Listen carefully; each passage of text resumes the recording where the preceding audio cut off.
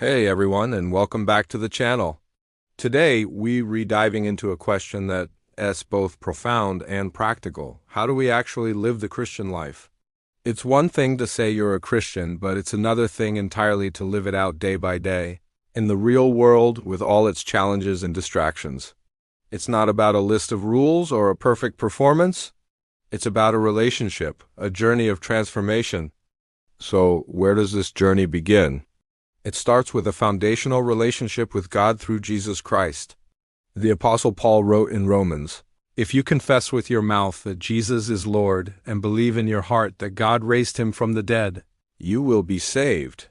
This isn't just a one-time event, but the starting line of a lifelong adventure with God. It's about accepting his incredible gift of grace, that unearned, undeserved favor. You don't have to be perfect to come to God, you just have to come.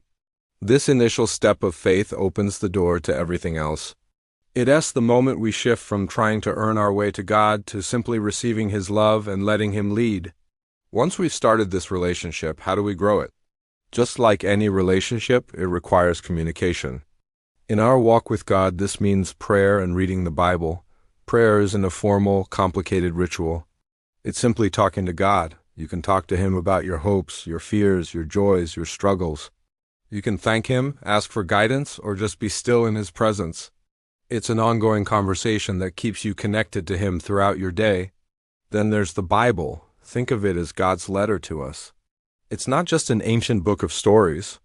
It's living, and active, full of wisdom, encouragement, and truth that's just as relevant today as it was thousands of years ago.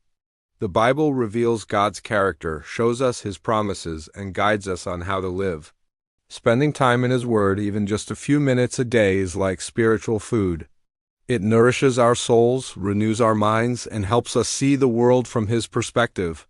You could start with the Gospel of John to get a clear picture of Jesus, or the Book of Psalms to see what honest prayer looks like. But the Christian life was never meant to be a solo journey. We are designed for community. The Bible calls this community the church, the body of Christ. Finding a healthy Bible-believing church is so important. This is where we find fellowship, a group of people who are on the same journey. We can encourage one another, support each other through tough times, and celebrate together in good times. In community, we learn from others, we're held accountable, and we get to practice loving people in a real, tangible way. It's a place to use the unique gifts God has given you to serve others and build up the community. It's a family, a team, and a vital part of a thriving Christian life. Now let's talk about the heart of it all, love. When Jesus was asked what the greatest commandment was, he said, "Love the Lord your God with all your heart, and with all your soul, and with all your mind." And the second is like it, love your neighbor as yourself. This is the core of Christian living. Our love for God fuels our love for people. But what does that look like in practice? Loving God means putting him first. It means our decisions, our priorities, and our desires are increasingly aligned with his. It's about obedience, not out of fear, but out of love and trust. When we love someone, we want to do what pleases them. It's the same with God. We follow his guidance because we trust that his way is truly the best way for us. And this love for God naturally overflows into love for others. This isn't just a warm, fuzzy feeling, it's an action. It's patience with the person who cuts you off in traffic. It's compassion for a coworker who is struggling. It's forgiveness for someone who has hurt you. It's serving the needs of those around you without expecting anything in return. This is where faith becomes visible. People might not read the Bible, but they will read your life. How we treat others is one of the most powerful testimonies we have. This brings us to a really practical aspect of the Christian life, living by the Spirit. In the book of Galatians, Paul talks about the fruit of the Spirit. He says when God's Spirit is at work in our lives, our character begins to change. We become more loving, joyful, peaceful, patient, kind, good, faithful, gentle, and self-controlled. Notice these aren't things we can just produce on our own by trying harder. They are the natural result, the fruit of staying connected to God. Think of a branch connected to a vine. As long as the branch stays connected, it will naturally produce fruit.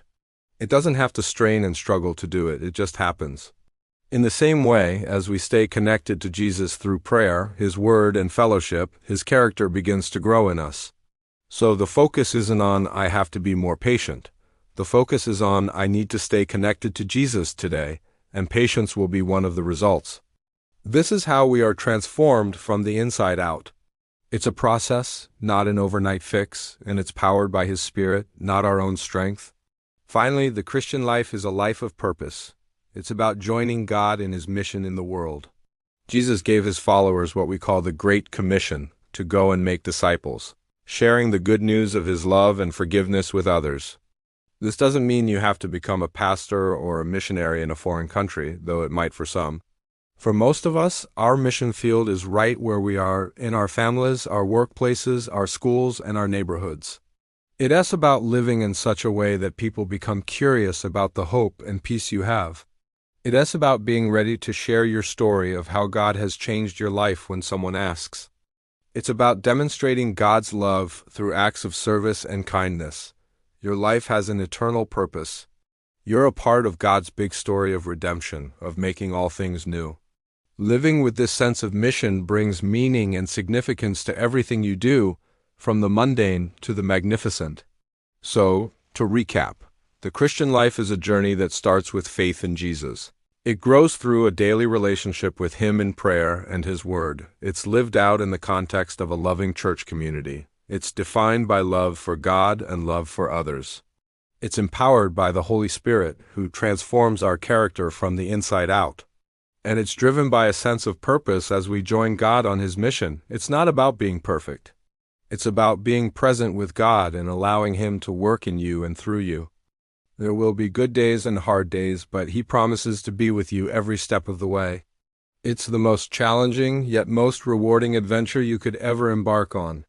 Thank you so much for spending this time with me today. If this was helpful, please give it a thumbs up and consider subscribing for more content like this. I'd love to hear your thoughts in the comments below. Until next time, walk in grace.